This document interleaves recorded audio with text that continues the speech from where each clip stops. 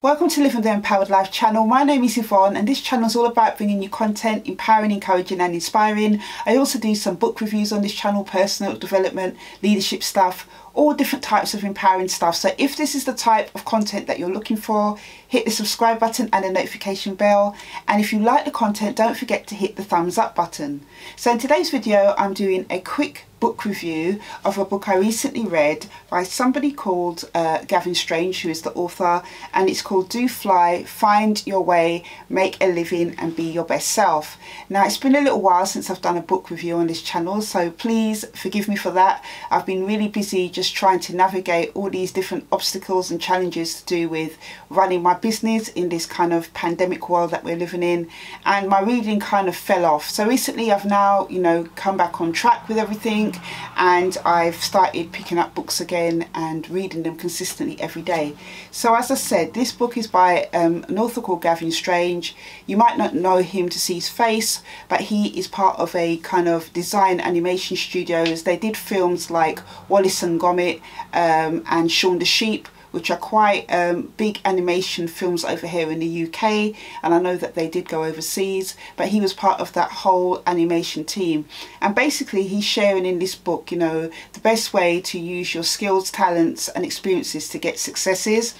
And it says that whether you're simply starting out or simply ready to head in a new direction, you're going to need some help turning your natural skills into success-seeking missiles of radness. And that's basically what he's sharing in this book, how to do that.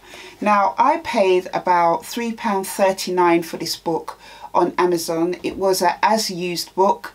I've mentioned on other videos before, I usually like to pick up my books for a lot less than that. But from the time I started picking up books for like a penny, a pound, all that type of stuff, it seems that other people have cottoned on to that. That's the best way to, maximise how much books you can get. So you don't really see a lot of that on the market anymore, books for a penny or a pound or whatever. But £3.39 I thought was okay, the best price I could pay for it. I actually did buy another book in the series, and I'll be doing a book review on that one soon. So one of the things he shares in this book under the title Seek Creative Satisfaction Wherever You Can Get It is that he says maybe once a week set aside an hour to practice a new skill or indulge in a new hobby, then try twice a week, maybe doubling the time you allow.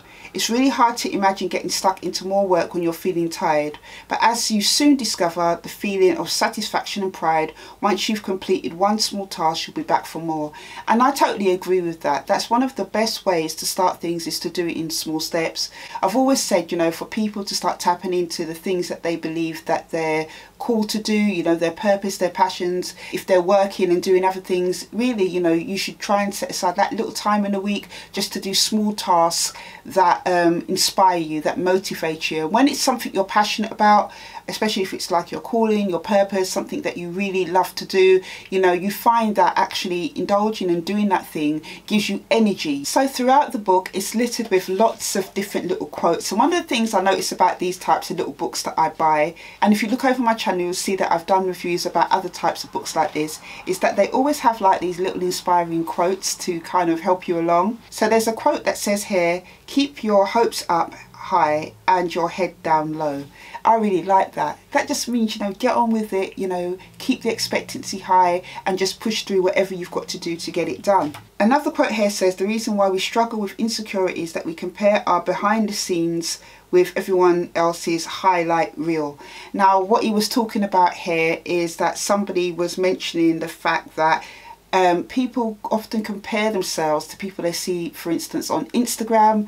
They look at all the glitz, the glamour, all the kind of success kind of things, and compare their life to that. Okay, so one of the nuggets from this book that I'm going to share with you, it says, from the outset we feel we're in control of what we do, but as time goes on it can be very easy to get shackled to things or a way of life we don't necessarily want to lead. Then he says, and I'm just paraphrasing here because it's got quite a few things in it, this first stage of learning to fly is about asking those questions and finding the right answers.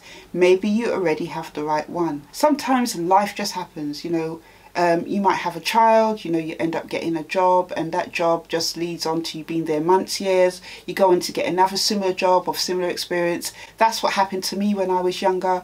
I wasn't really ever walking in the things that I wanted to do. But it is so true. Sometimes it's easy to get locked in and shackled, and before you know it, you're living in this comfort zone. You're afraid now to act on your ideas or go after the things that you're really passionate about, because you've become stuck in this kind of rigmarole of life. And when he's saying that, you know, the first stage of flying is to really find the answers, it's really about thinking about the things that you want to do. Forget about all your circumstances, you know, what you're doing now, all your commitments, all the challenges. Really just thinking about what it is you really want to do. What is it you're passionate about? What is it that makes your heart sing? What is it that, you know, you feel that you would be really good at? He's saying here that that is the first place to start. One of my favourite sub-chapters in this book is about don't wait to be asked. He's got a quote here at the top that says, opportunity does not knock, it presents itself when you beat down the door. I absolutely love that. So a while back on my page, on my Instagram page, which is Yumi_empowerment, I shared a quote about something similar to what he's saying here. And what I shared was, it's very rare for people to let you pull up a chair to sit at their table.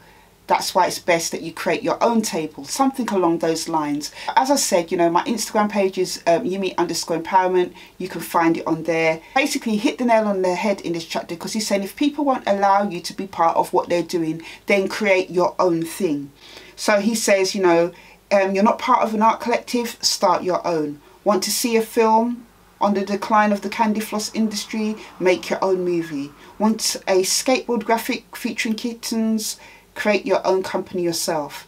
So this is so important. You know, a lot of people, I think, do sit and wait for opportunities to be handed to them. I'm somebody that has never happened for. I've always created my own opportunities, because in my world, the things that I do, you know, not a lot of people are doing them the way I want to do them. And I have tried to join different things over the years, especially when I was working part-time, and it just didn't work out. My face didn't fit. I wasn't allowed to be part of the club and all that type of stuff. So what I started to do is to create my own opportunities, create my own table of things.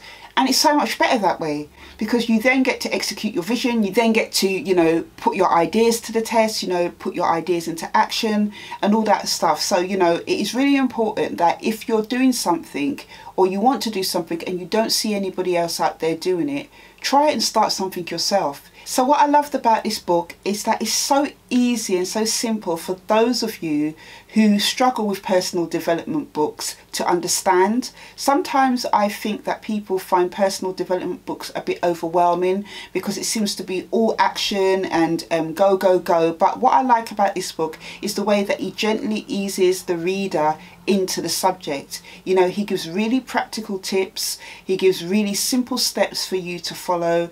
It's in a language that you can understand. The author helps you to try and figure out a way to be open to a different way of working, and, you know, covers all different things, you know, to do with attitude, to do with being a positive person, to do with, you know, working what's best to suit you in terms of hours and different things like that. You know, this book really is for those of you who are looking to step into the personal development type of journey, who, as I said, you know, might not really like personal development books. From reading this book, I believe it's one of those books that will help you to naturally, organically flow into the things that you want to do.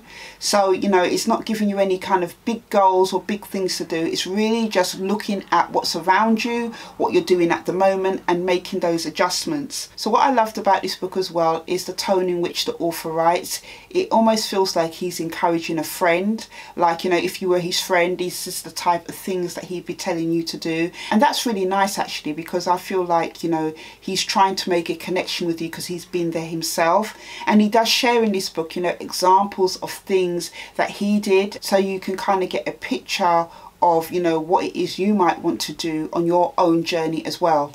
So I would definitely recommend this book. It's a really quick book to read. You could knock this out in a week, you know, if you're a slow reader. Ashamedly for me, it took me 2 weeks to kind of read this book, because, as I said, you know, I was just up to my eyeballs in trying to sort out things with my business and working and stuff. And that's how I know I need to do better with my time and better with my reading schedule, because it shouldn't take me 2 weeks to finish this type of book. It just shouldn't. This book, as I said, should be no more than a week. Really, with the quotes in it, with the little mini chapters, you know, which are quite short and to the point. You know, there's no reason this book couldn't be finished in even less than a week. But yeah, I did thoroughly enjoy this book. I would definitely recommend it. I will be reading the others in the series, and I know these books, you know, came out a few years ago, but you know, these books I feel are things that can help me even at the stage that I'm at. If you're an entrepreneur, if you're somebody with a side hobby, a side hustle, a passion or whatever, this book is applicable to all those different groups. So let me know in the comments if this is a book that you feel that you might be interested in. I will leave a link to the book in the description box below, and I will see you on the next video.